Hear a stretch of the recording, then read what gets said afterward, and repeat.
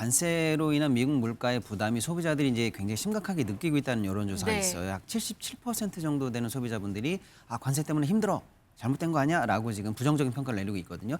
여기에 대해서 이제 그동안 사실은 조금 단호하게 입장을 갖고 있었던 트럼프 정부가 이제 입장을 바꾸는 거 아니냐, 소비자분들이나 시장에 대해서 조금은 굴복하는 모습을 이제 보이는 거 아니냐라는 측면에서 나오고 있는 대책이 있는데요. 네. 이른바 이제 미국 정부의 물가 대응 방안이라는 게 발표가 됐는데요. 파퓰리즘의 철저한 그런 대통령인 것 같습니다. 중간 선거를 통해서 아마도 임기 후반을 또 어떻게 보내게 될지가 이제 중요하기 때문에 지금 그 가장 이제 서민들이 민감해할 수 있는 어떤 물가에 대해서 정부가 할 수 있는 어떤 그런 조치들을 하고자 하는 것 같습니다. 우리나라뿐 아니라 지금 미국도 이 물가 때문에 좀 상황이 심각하다고 합니다. 미국은 사실 관세 전쟁 이후에 고물가가 예상이 되는 상황이긴 했는데요. 이게 슬슬 체감이 되는 것 같습니다. 트럼프 대통령이 고물가 민심 달래기에 나섰다고요. 농축산물 관련해서 관세를 폐지한다는 얘기도 들립니다. 네, 맞습니다. 미국 물가 관세로 인한 미국 물가의 부담이 소비자들이 이제 굉장히 심각하게 느끼고 있다는 여론조사가 네. 있어요. 약 77% 정도 되는 소비자분들이 관세 때문에 힘들어.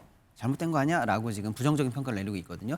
여기에 대해서 이제 그동안 사실은 조금 단호하게 입장을 갖고 있었던 트럼프 정부가 이제 입장을 바꾸는 거 아니냐, 소비자분들이나 시장에 대해서 조금은 굴복하는 모습을 이제 보이는 거 아니냐라는 측면에서 나오고 있는 대책이 있는데요. 네. 이른바 이제 미국 정부의 물가 대응 방안이라는 게 발표가 됐는데요. 커피라든지 소고기 같은 주요 이제 소비자분들이 좋아하는 그 식음료 관련한 200개 품목에 대해서 관세를 철회하기로 아하. 발표를 했고요. 철회가 그렇게 또 바로 되나 보네요. 그렇습니다. 그리고 이제 소고기같이 중요한 물건에 대해서는 담합 의혹을 전방위로 조사하겠다라고 해서 못 올리게. 도매상들 입장에서 이제 가격에 대해서 어느 정도 이제 좀 풀어내라 이런 이제 입장을 압박을 좀 가하고 있다 이렇게 볼 수가 있겠고요. 네.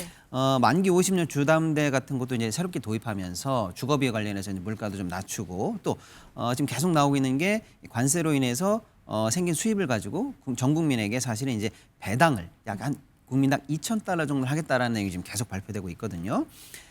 미국 정부가 물가에 대해서 이제 본격적으로 대응을 하고 있다라는 소식이라고 할 수가 있겠습니다. 네, 이렇게 트럼프 대통령 민심 달래기에 나선 이유가 내년 중간 선거를 좀 의식하는 것 같다라는 얘기가 있어요. 네, 그런 것 같습니다. 확실히 그 파퓰리즘의 철저한 그런 대통령인 것 같습니다. 중간 선거를 통해서 아마도 임기 후반을 또 어떻게 보내게 될지가 이제 중요하기 때문에 지금 그 가장 이제 서민들이 민감해할 수 있는 어떤 물가에 대해서 정부가 할 수 있는 어떤 그런 조치들을 하고자 하는 것 같습니다. 이렇게 되면 좀 내릴까요? 이번 대책들 보니까 뭐 물론 관세 배당금 $2,000 주겠다는 게 눈에 띄긴 하지만 이거는 좀 다른 이슈인 것 같고 다른 뭐 관세 철폐 이슈라던가 아니면 주택 모기지도 아예 50년짜리도 나오는 것 같고요.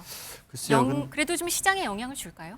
뭐 당장 그런 특정 품목에 대한 어떤 영향은 좀 있을 것 같긴 합니다. 근데 지금 전반적으로 그 관세 조치를 하면서 우리가 지속적으로 우려하는 것이 미국의 물가 상승이거든요.